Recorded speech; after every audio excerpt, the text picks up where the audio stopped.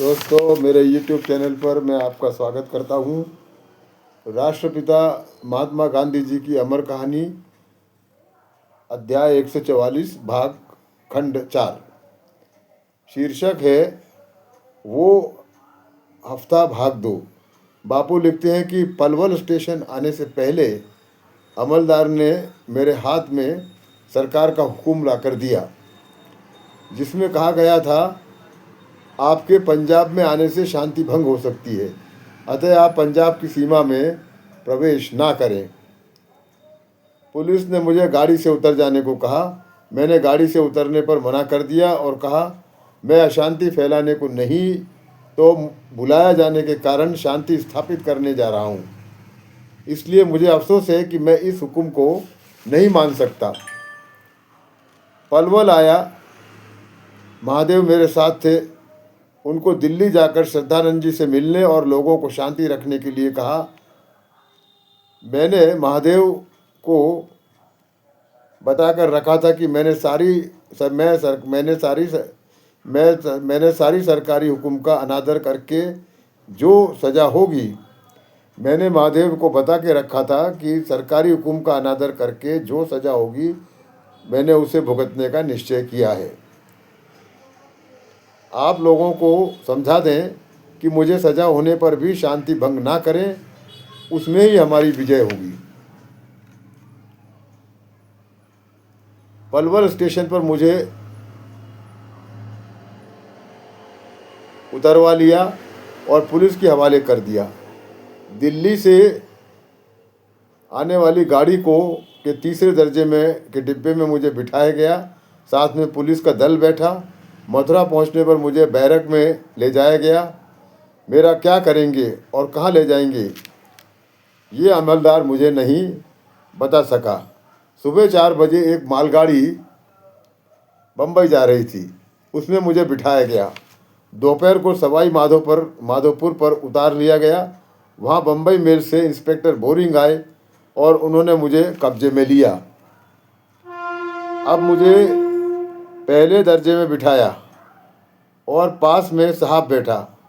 अभी तक मैं सामान्य कैदी था, अब मेरी गिनती जेंटलमैन कैदियों में हुई। साहब ने सर माइकल ओडवायर की स्तुति चालू की। मैंने कहा मेरा उनसे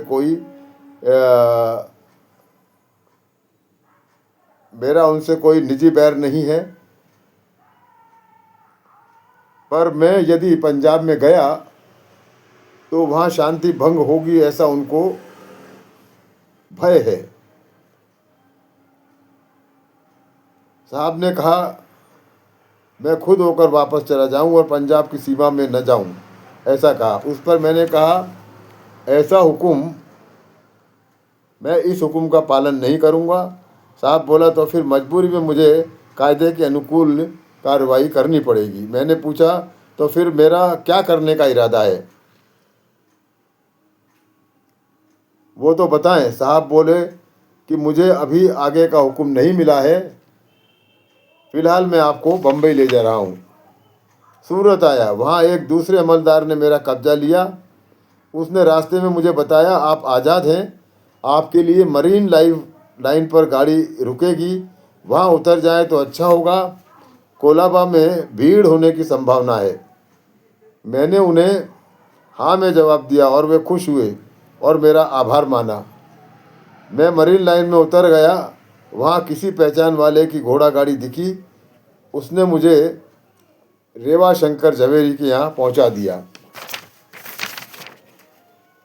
उन्होंने मुझे बताया कि आपकी गिरफ्तारी को सुनकर लोग पागल हो गए हैं और दंगा होने की आशंका है, इसलिए पुलिस बंदोबस्त किया गया है।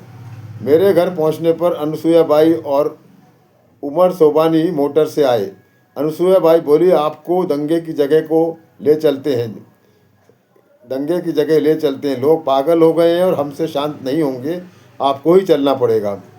मैं मोटर में बैठा। रास्ते में बहुत भीड़ थी। लोग मुझे देखकर खुशी से नाचने लगे और जुलूस में परिवर्तित हो गए। वंदे मातरम और अल्लाहू अकबर के नारे जैसे आसमान चीर देंगे ऐसा लग रहा था। वहाँ घुड़सवार पुलिस भी थे। उन पर ऊपर से ईंटों की बरसात हो रही थी। मैंने हाथ जोड़कर लोगों को शांत रहने को कहा, पर घोड़े सवारों पर जो ईंटों की बरसात हो रही थी उसमें हम भी फंस सकते थे। जुलूस को अब्दुल रहमान गली से क्राफोर्ड मार्केट की तरफ जाने से रोकने के लिए घोड़ेसवार पुलिस की एक और टुकड़ी आ पहुंची।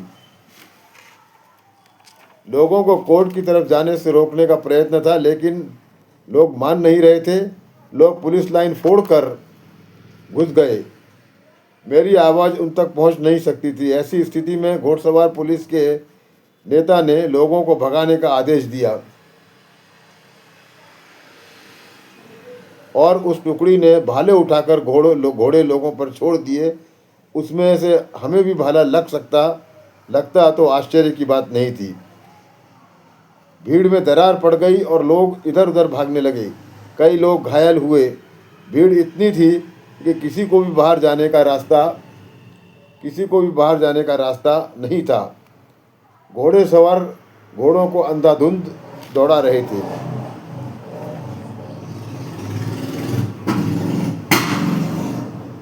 लोगों को इस तरह रोका गया और हमारी मोटर को आगे जाने दिया गया। मैंने कमिश्नर के दफ्तर के सामने शिकायत करने के लिए गाड़ी रुकवाई और शिकायत करने के लिए उतरा। अब आगे के भाग में आपका बहुत बहुत धन्यवाद।